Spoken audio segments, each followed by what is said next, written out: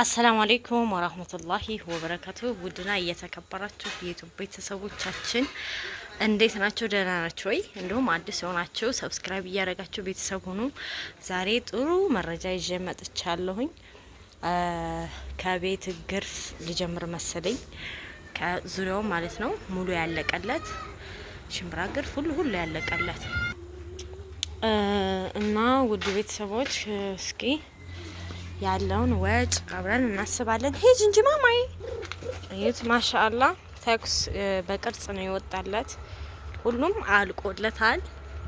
የማታ ፀሐይ ትንሽ ብዙ ያሳየኝ መሰለኝ። እዩት። ይሄ ውሃ ልኩ ነው። እዩት ማለት ነው። እንደዚህ ላሳያችሁ እቹትና እና እስኪ ስለ ወጪው ስናስብ ሲሚንቶ 20 ኩንታል በ1410 ብር ማሜን ሰርፕራይዝ ያረኩበት ሰዓት 7 ኩንታል በ1450 ብር አሁን ጨምሯል። ከዛ 20 ኩንታሉ 28200 ብር፣ የማስጫኛ 1800 ብር እስከ ባጃጁ ማለት ነው።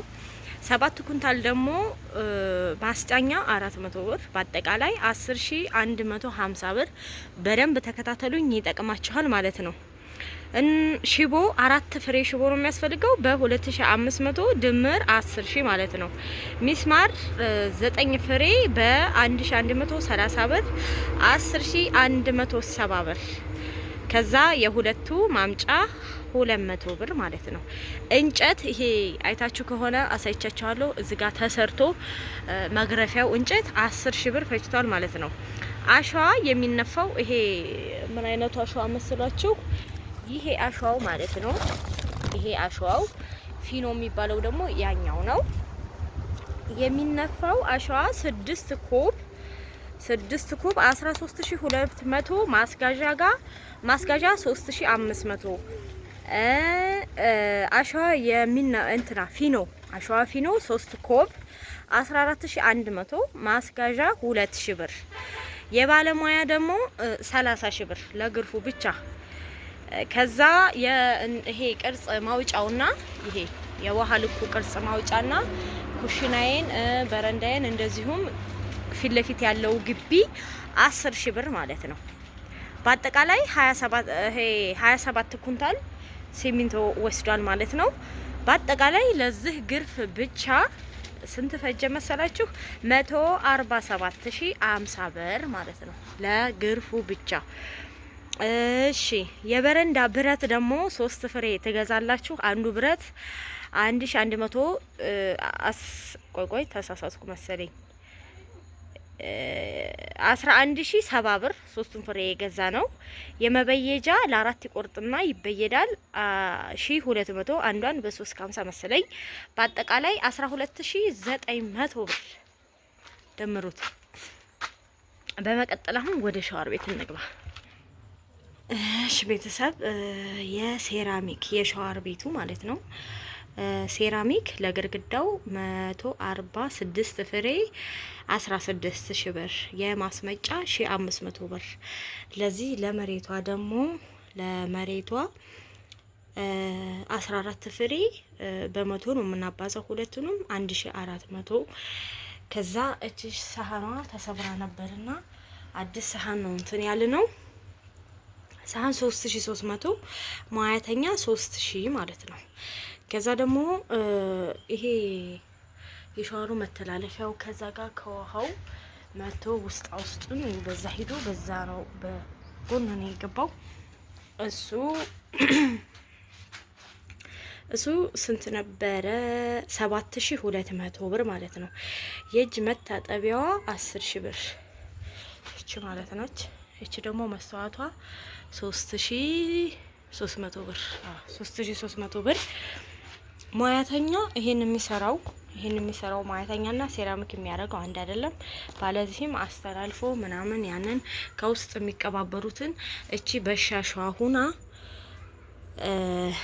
በሻሻዋ እቺ መታጠቢያዋ ማለት ነው። አንድ ስንት ነበረች ባልሳሳት?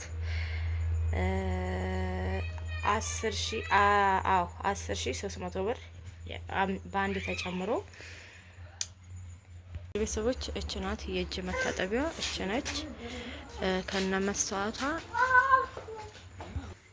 ሽንት ቤት በሙሉ የበሻሻው ያ የሻወሩ መውረጃ ምናምኑ ሳህኑ ሴራሚኩ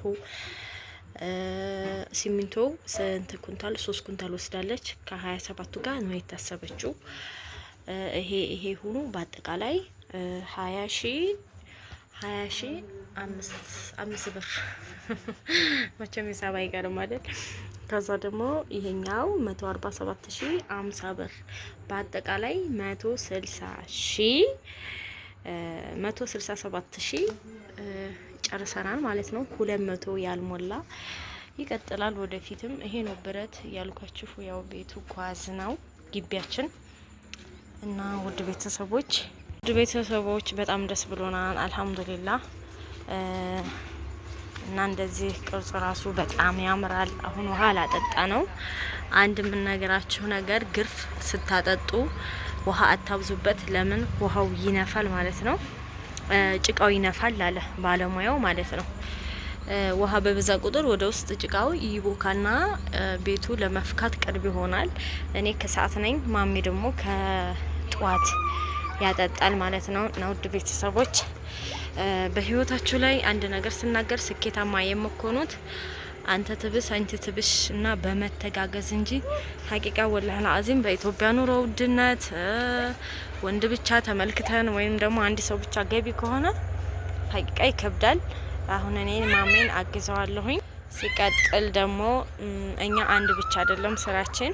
እስኪ ኢንሻአላህ ያለውን ነገር ደግሞ ታስታውሱ ከሆነ የሆነ ሰዓት በጣም ወጭ በዝቶብናን በጣም ምናምን እያልን ነበር አይደለም።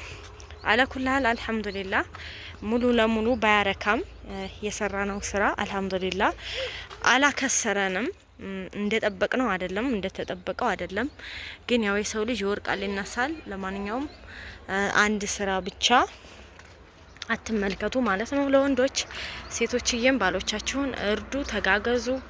ያው መቼም አንድ ሰው ሲለወጥ ለቤቱ ደስ ይላል አይደለ? የት ሆነ ያሻል ያለ ነገር ሲሆን ያስደስታል። እንደዚህ ቤታችን አምሮ ስናየው ደግሞ እኛ በጣም ተደስተናን ሀቂቃተን። ከዛ ደግሞ ሞር የበለጠ እንትን ሲል ኳርቲዝ ሲቀባ በረንዳ ደግሞ ኮርኒስ ሲሰራ በጣም ያምራል። እና ውድ ቤተሰቦችዬ አዲስ የሆናችሁ ሰብ አርጉ።